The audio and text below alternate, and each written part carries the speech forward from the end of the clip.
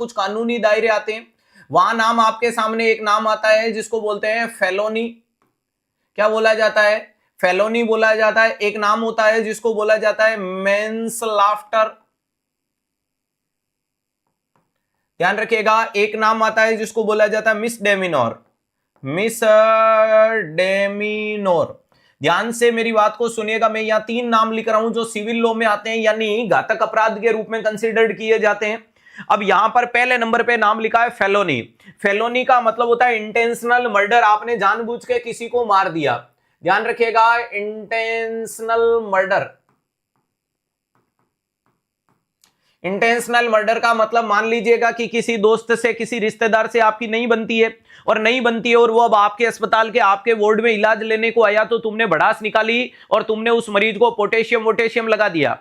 ध्यान रखिएगा, very important चीज है कि आपने उसको बोलस पोटेशियम लगा के मार दिया, यानी आपने उसको जानबूझ के मार दिया, और जानबूझ के मारना इंटेंशनल मर्डर कहलाता है। मुझे बताओ कि तुम कानून के दायरे में आओगे या नहीं आओगे? आएंगे यार, इंसान को मारने का हक थोड़ी आप लड़ लो, डांट दो, कर दो, लेकिन हॉस्पिटल अपना तो नहीं है, ठीक है, ये तो पब्लिक प्लेस है, सरकारी प्लेस है, ठीक है। ध्यान रखिएगा, दूसरे नंबर पे मेंस लाफ्टर का मतलब याद रखिएगा हंसते मुस्कुराते, यानी अनइंटेंशनल मर्डर। अनइंटेंशनल मर्डर यानी मार तो फिर भी दिया, लेकिन इस बार उद्देश्य नहीं था, गलती से दिल गलती कर बैठा है। ध्यान से मेरी बात को सुनिएगा, मौत मौत होती है, जानबूझ के मारो या अनजाने में मारो। ऊपर वाली कंडीशन में लिखा है इंटेंशनल मर्डर, यानी आपने जानबूझ के पोटेशियम बोलस देके मार दिया, और इधर अपना अनइंटेंशनल, इसको नहीं पता था कि कौन सी चीज से क्या हो सकता है, लेकिन मरीज मर गया। डॉक्टर ने केसीएल लिखा और आपने पोटेशियम क्लोराइड चिपका दिया और मरीज मर गया, यानी यहां अनजाने में मारा या जानबूझ के मारा। जहां अनजाने में मारा वो वाली कंडीशन मेंस लाफ्टर। याद करने का तरीका क्या देखने को मिलता है? अरे मेंस लाफ्टर, मजाक मजाक में मर गया। अरे मजाक मजाक में मर गया, दो दोस्त नहीं होते आपस में यूं चाकू से खेल रहे थे, एकदम जू जू जू जू जू जू, सामने वाले की गलती से गर्दन कट गई, और सामने वाले की गलती से गर्दन कट गई, तो प्यारे दोस्तों ये अनइंटेंशनल मर्डर है। जानबूझ के तो नहीं मारा, लेकिन मरीज मर तो गया ना। हाँ, ड्रामा में ऊपर वाले को जानबूझ के। लास्ट में ये देखने को मिलता है मिसडेमिनोर का मतलब less serious crime. Less serious crime यानी ज्यादा बड़ा अपराध नहीं है, लेकिन अपराध है। जैसे कि आपने मरीज को थप्पड़ मार दिया, अरे आपने मरीज को थप्पड़ वप्पड़ मार दिया, ये वाली चीज, या मरीज ने आपको थप्पड़ मार दिया, इस कंडीशन को क्या बोला जाता है? मिसडेमिनोर बोला जाता है। तो 3 शब्द आपके सामने आए, फेलोनी है, सलोनी नहीं है। दूसरे नंबर की कंडीशन क्या देखने को मिलती है? दूसरी कंडीशन है मैनस्लाफ्टर, और तीसरा नाम है मिसडेमिनोर। क्या ये इन 3 शब्दों में कोई दिक्कत है? नहीं है, चलेगा। इसके बाद में अपन बात करने की कोशिश करते हैं कि कौन कौन सी चीजें होती है। कुछ होते हैं इंटेंशनल, अरे ध्यान रखिएगा। अब नेक्स्ट बात कर रहे हैं टोर्ट। टोर्ट का मतलब है कि ड्यूटी प्लेस पे किए गए अपराध को टोर्ट कहा जाता है। ड्यूटी प्लेस पे, ध्यान रखिएगा, ऊपर अपन ने सिविल लॉ की बात की, अब मैं बात कर रहा हूं कॉमन लॉ की या हॉस्पिटल लॉ की बात कर रहा हूं। ध्यान रखिएगा, वहां टोर्ट के अंदर कुछ होते हैं जिनको इंटेंशनल टोर्ट बोला जाता है, कुछ होते हैं जिनको अनइंटेंशनल टोर्ट कहा जाता है। ध्यान रखिएगा, अनइंटेंशनल टोर्ट के अंदर मैं बात करूं यानी अनजाने में कंडीशन यहां 2 प्रकार की आती है। अनइंटेंशनल में एक आती है माल प्रैक्टिस, एक आता है माल प्रैक्टिस, ध्यान रखिएगा, और दूसरे नंबर का नाम आता है जिसको बोलते हैं नेग्लिजेंसी। ध्यान से मेरी बात को समझने की कोशिश कीजिएगा कि दोनों का क्या मतलब है। पहले नंबर पे मैंने आपको सिविल लॉ पढ़ाने की कोशिश की। ध्यान रखिएगा, अगर मैं कंडीशन के लिए बात करने की कोशिश करूं तो सबसे पहले सिविल लॉ यानी कानूनी दायरे में, जहां आप मरीज के साथ या मरीज आपके साथ कोई अपराध हो गया। दूसरे नंबर पे अपन टोर्ट का मतलब ये कुछ कॉमन लॉ है। कॉमन लॉ का मतलब अक्सर ये चीजें देखी जा सकती है आपको अस्पताल में। वहां पर लिखा है अनइंटेंशनल टोर्ट यानी अनजाने में कुछ गलती कर दी। पहला नाम है malpractice. Malpractice is a professional negligence is called malpractice. Professionally negligence को आप लोग माल प्रैक्टिस कहते हो। पहला नाम मैंने क्या लिख दिया? Professional negligence. प्रोफेशनल नेग्लिजेंसी को आप लोग किसके नाम से जानते हो? सर माल प्रैक्टिस के नाम से जानते हैं। या फिर मैं बोल सकता हूं कि वो काम जो आपके सर्कमस्टांस में नहीं था, done the work out of the circumstance, जो काम आपके थे ही नहीं आपने वो कर दिए। अरे यहां पर दूसरा नाम क्या लिख सकता हूं? Done the work. क्या बोल सकता हूं? Done the work out of circumstance. Done the work out of circumstance. Circumstance, circumstance को छोड़ के काम को कर देते हो। जैसे कि आपको नहीं पता था कि अबॉर्शन करवाना नर्सिंग स्टाफ का काम नहीं है, आपने करा दिया, ये माल प्रैक्टिस है। ठीक है, आपको नहीं पता था कि मरीज की पर्ची लिखना आपका काम है, आपने गलती से लिख दी, ये क्या है, तो सर ये माल प्रैक्टिस है। नेग्लिजेंसी का मतलब होता है लापरवाही, नेग्लिजेंसी का मतलब होता है लापरवाही। और लापरवाही के अंदर अगर मैं बात करूं तो लापरवाही दो प्रकार की होती है। लापरवाही के अंदर लापरवाही दो प्रकार की होती है, एक होती है एक्ट ऑफ ओमिशन, एक होता है एक्ट ऑफ ओमिशन और दूसरा होता है एक्ट ऑफ कमीशन, दूसरा होता है एक्ट ऑफ कमीशन देखने को मिलता है। ध्यान रखिएगा, एक्ट ऑफ ओमिशन और एक्ट ऑफ कमीशन की बात देखने को मिलती है। ध्यान से मेरी बात को सुनिएगा। एक्ट ऑफ ओमिशन का मतलब जो काम नहीं करना था वो कर दिया। एक्ट ऑफ ओमिशन, ये आंकड़ा अटकना नहीं चाहिए। ध्यान रखिएगा, जमीन पे बैठ के क्या आसमान को देखता है, परों को खोल जमाना उड़ान देखता है, और वास्तव में पूरा जमाना आपको देखने में तुला हुआ है। यहां क्या बोल रहा हूं, जो काम नहीं करना था, जो काम नहीं करना था,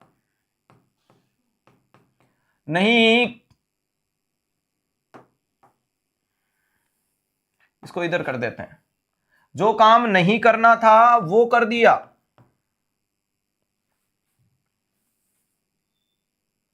जो काम करना था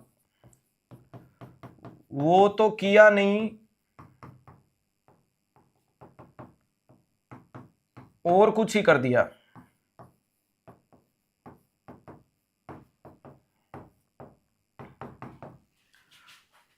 और यहां बोल सकता हूं जो काम करना था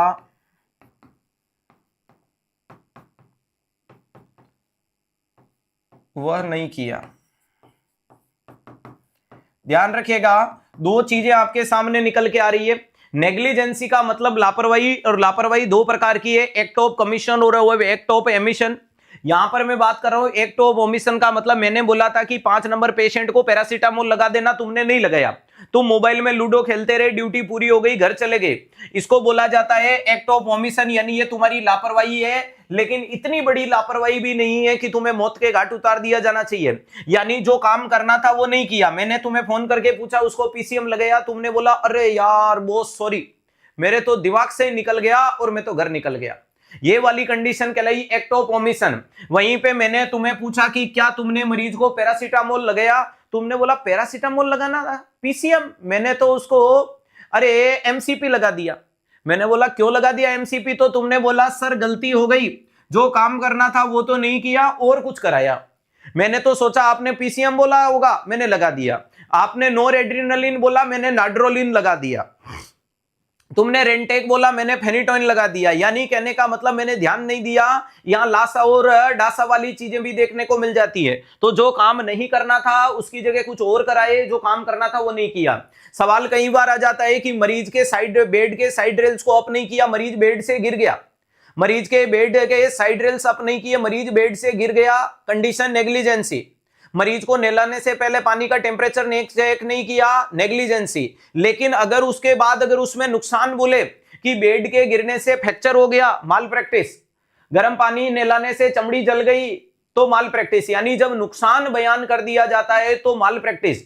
या मैं अगर दूसरी लाइन में बोलने की कोशिश करूं, हाँ, look like and sound like drug, ध्यान रखिएगा। या अगर मैं बोलूं तो नेग्लिजेंसी में माफी मांग सकते हो, माल प्रैक्टिस में माफी की कोई गुंजाइश नहीं है। भाई मैंने मरीज को नहलाना था और पानी का टेम्परेचर चेक नहीं किया, गर्म उबलते उबलते पानी से नहला दिया, अरे उसने बोल दिया जान निकाल दिया, गर्म से नहला दिया, मैंने बोला सॉरी सॉरी सॉरी सॉरी, अभी ठंडा मिक्स करते हैं। लेकिन अगर उसकी चमड़ी जल गई तो अब क्या ही ठंडा मिक्स करें।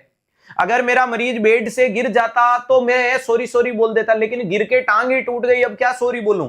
तो जहां सॉरी नहीं बोल सकते हो वो माल प्रैक्टिस है, और जहां सॉरी बोल के काम चला लोगे वो नेग्लिजेंसी है। ये दोनों कैसी देखने को मिलती है, तो ध्यान रखिएगा ये वाली कंडीशन, ये दोनों कंडीशन क्या कहलाती है, अनइंटेंशनल टॉर्ट है। इसके बाद में इंटेंशनल को जानबूझ के गड़बड़ कर रहे हो तुम, इंटेंशनल टॉर्ट। अब इंटेंशनल की कंडीशन में क्या होता है, तो इंटेंशनल में आता है एशोल्ट, अरे क्या नाम आता है, एशोल्ट। इसके बाद में क्या नाम आता है, बैटरी, नाम आता है प्यारे दोस्तों डिफामेशन, नाम आता है invasion of privacy. Invasion of privacy. ध्यान से मेरी बात को सुनिएगा, ये कभी भी मत कहना कि गलती से हो गई, गलती नहीं, जानबूझ के किए हैं, ये काम कभी गलती से होते ही नहीं है। पहला नाम है एसॉल्ट, सामने वाले को डराना, धमकाना, थप्पड़ मार देना, पंच मार देना, या छोटे बच्चे को बोल दिया कि चुपचाप दवाई ले लेने, न तो तेरे मम्मी पापा को वार्ड से बाहर भेज देंगे, तेरे नाक में नली लगा देंगे, तुझे ऑक्सीजन का सिलेंडर चढ़ा देंगे, ये सब कुछ एसॉल्ट है। सामने वाले को डराना धमकाना, तो डराना धमकाना कभी अनजाने में नहीं होता, ये जानबूझ के ही कर रहे हो आप लोग, जानबूझकर किए गए कांड है। समझ में आया? तो एसोल्ट का मतलब सामने वाले को डराना धमकाना। लेबर रूम में अक्सर सुना होगा कि पुश के टाइम उसको डराया धमकाया जाता है, मारपीट की जाती है, ठीक है। दूसरे नंबर पे बैटरी, बैटरी का मतलब होता है विदाउट परमिशन मरीज को टच करना। यहां क्या देखने को मिलता है? थ्रेट क्रिएट करना। यहां मैं क्या लिख रहा हूं? थ्रेट क्रिएट करना, थ्रेट क्रिएट। यहां क्या बोल रहा हूं कि विदाउट परमिशन मरीज को टच करना, विदाउट परमिशन, मरीज की बिना परमिशन के आपने उसको टच कर लिया, या तो मरीज को बिना बोले आपने इंजेक्शन विंजेक्शन लगा दिया, या कोई उसके पर्सनल चीजें थी उनको टच कर लिया, ये वाली कंडीशन क्या कहलाती है? तो सर इसे बैटरी बोला जाता है, क्योंकि थोड़े समय बाद तुम इतने फेमिलियर हो गए, तो तुमने सोचा कि यार इसको क्या ही बोलना है, ये तो मेरा दोस्त है और वो सो रहा था और आप उसके बटक में इंजेक्शन लगा के आ गए, तो ये बैटरी है। अरे ये बैटरी है, आपके ऊपर कानूनी कार्रवाई हो सकती है। अगला नाम है डिफामेशन। डिफामेशन का मतलब बदनाम करना। अरे डिफामेशन का मतलब क्या देखने को मिलता है? बदनाम करना।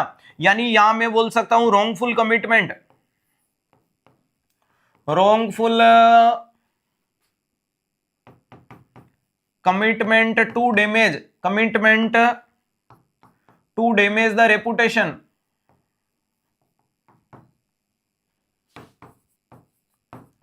रेप्यूटेशन। ध्यान रखिएगा, रॉन्गफुल कमिटमेंट का मतलब आप सामने वाले के लिए झूठ बोल रहे हो, सरासर सफेद झूठ, और झूठ बोल के उसकी रेपुटेशन या उसकी छवि को धूल मित्तित करने की कोशिश कर रहे हो। देखो फेम का मतलब आपने वो गाना सुना होगा ना, मौज में फेम चले, हाँ क्लियर है, ध्यान रखिएगा, वेरी इंपॉर्टेंट चीज है, नाम चले नाम चले नाम चले, तो वो फेम होती है और उस फेम को आप क्या कर रहे हो? डिफेम कर रहे हो। डिफेम का मतलब आप उसके ऊपर काली पोतने की कोशिश कर रहे हो, इसको बोलते हैं डिफामेशन। मान लीजिएगा कि कोई आपका पड़ोसी है, आपके हॉस्पिटल में आया, आपकी उससे नहीं बनती है, बेचारे को जुकाम था और तुम गांव में जाकर के बोल रहे हो कि तुम्हें पता है वो मरीज आया, उस मरीज को एचआईवी है। अरे नहीं था उसको, तुमने रॉन्गफुल कमिटमेंट करके उसकी रेपुटेशन को डैमेज कर दिया। ये तक बोल दिया कि कारण क्या था? कि अनप्रोटेक्टेड का इंटरकोर्स। तो कुल मिलाकर के ये कंडीशन क्या कहलाती है? तो ध्यान रखिएगा सर, इस कंडीशन को डिफामेशन कहते हैं। और डिफामेशन की कंडीशन दो प्रकार से होती है। लेबाइल,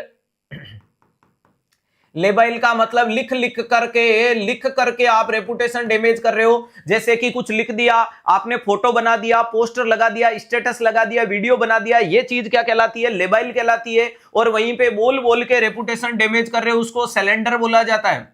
उसको क्या बोला जाता है? सैलेंडर। और सैलेंडर का मतलब है स्पीक। अरे आप बोल करके सामने वाले की रेपुटेशन को डैमेज करते हो, उसको सैलेंडर कहते हो।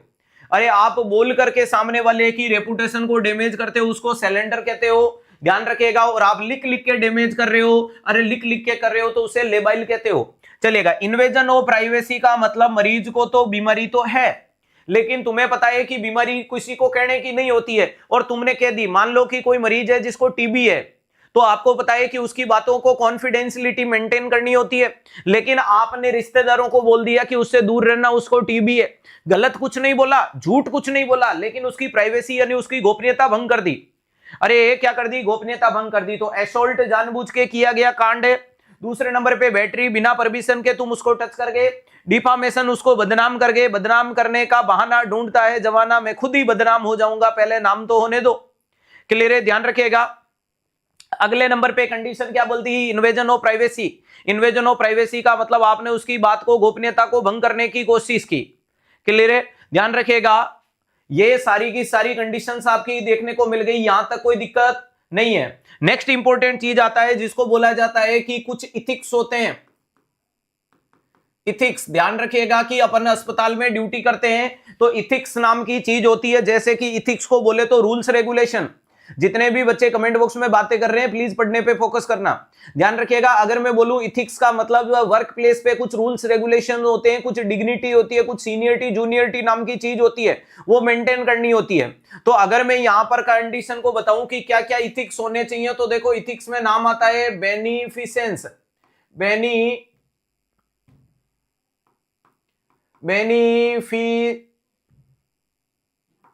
बेनिफिसेंस। दूसरा नाम आता है जिसको बोलते हैं नॉन माल एफिशिएंस, नॉन माल एफिशिएंस। तीसरे नंबर का नाम आता है जिसको बोला जाता है फेडिलिटी। चौथे नंबर का नाम आता है वेरासिटी। पांचवें नंबर का नाम आता है जिसको नाम बोला जाता है ऑटोनोमी बताया जाता है। ये आपके सामने सारे के सारे नाम देखने को मिलते हैं। ध्यान रखिएगा, ये सारे के सारे क्या होते हैं, इथिक्स होते हैं, जो हमें प्यारे दोस्तों। इसके अलावा एक नाम और है कॉन्फिडेंशियलिटी, ये लो कॉन्फिडेंशियलिटी, वेरी इंपॉर्टेंट चीज है कि जब आप ड्यूटी करो तो इन सबको इथिक्स को फॉलो करना, और नहीं करोगे तो मामला गंभीर है। अब कॉन्फिडेंशियलिटी का मतलब होता है कि सामने वाले की बात को गोपनीयता रखनी, मरीज की बीमारी मरीज के माँ बाप को नहीं बतानी है, यह आपकी जिम्मेदारी होनी चाहिए। यानी आपको उसकी बात की क्या मेंटेन करनी है, गोपनीयता। आपको मरीज की जो कंडीशन है उसकी गोपनीयता मेंटेन करनी है, यानी कॉन्फिडेंशियलिटी मेंटेन करनी है। चलो, दूसरा नाम है बेनिफिसेंस, जो भी काम करने की कोशिश करो। ध्यान रखिएगा, जो भी काम करने की कोशिश करो उसे क्या बोला जाता है, बेनिफिसेंस बोला जाता है। बेनिफिसेंस का मतलब होता है फायदा, यानी फॉर गुड, सामने वाले के लिए फायदेमंद होना चाहिए। आप जो भी काम करो वो मरीज के लिए फायदा होना चाहिए। जैसे कि अगर मैं बोल दूं कि एक पेशेंट को दर्द हो रहा है, आपने उसको आईएम इंजेक्शन लगाया जिससे दर्द हुआ, लेकिन आपने क्या किया सर, हमने उसको बेनिफिसेंस दिया या हमने बेनिफिशियरी इफेक्ट दिया। बेनिफिशियरी का मतलब जब इंजेक्शन लगाया तो दर्द में निजात हुआ, फायदा पहुंचा। एक बहुत फेमस है, एनक्लेक्स की किताब में बहुत प्यारा सवाल लिखा हुआ है, और वो सवाल ये लिखा हुआ है कि एक नर्स मरीज के वार्ड में घुसी तो देखा कि उसकी प्लेट में खाना पड़ा है, नर्स ने बैठ के मरीज को खाना खिलाया, तो बताओ क्या किया, तो बोल रहा आंसर गया है बेनिफिसेंस। आंसर क्या जाता है, बेनिफिसेंस का मतलब उसको फायदा पहुंचाना। क्या पहुंचाना, उसको फायदा पहुंचाना।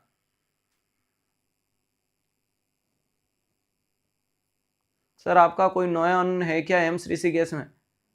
नॉन मतलब कोई रिश्तेदार या स्टूडेंट? अगर आप सब खुद को परिवार का सदस्य मानते हो तो एम्स ऋषिकेश में बहुत सारे हैं, और मेरे पर्सनल रिश्तेदारों की बात कर रहे हो तो फिर मेरे पर्सनल रिश्तेदार तो सारे घर पे बैठे हैं ना, तारक मेहता का उल्टा चश्मा। चलो, तो यहां पर कॉन्फिडेंशियलिटी या बेनिफिसेंस की बात कर रहा हूं। नेक्स्ट अगर बात कर रहा हूं नॉन मालेफिसेंस का मतलब डू नॉट हार्म, ऐसा कोई काम मत करो जिससे उसको नुकसान पहुंच जाए। अरे ध्यान रखिएगा, डू नॉट हार्म वाली कंडीशंस देखने को मिलती है। ध्यान रखिएगा, यहां पर अगर मैं पहले नंबर पे कॉन्फिडेंशियलिटी का मतलब उसकी बातों की गोपनीयता मेंटेन करना।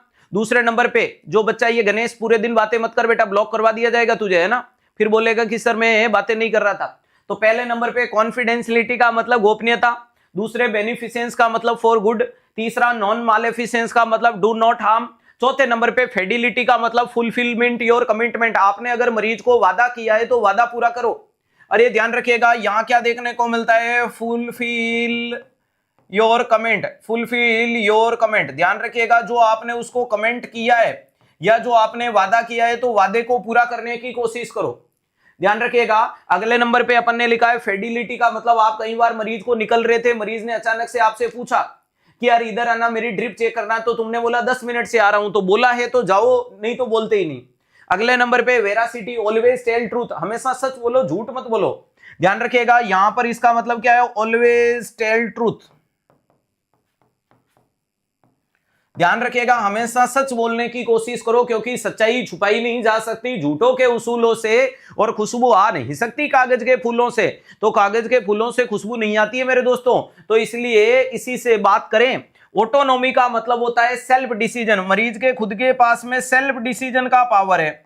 मरीज के खुद के पास में सेल्फ डिसीजन का पावर है कि क्या इलाज चल रहा, कब तक चलेगा, कैसे चलेगा, क्या है क्या नहीं है, इन तमाम जानकारियों के ऊपर काम किया जाता है, उसको बोला जाता है सेल्फ डिसीजन।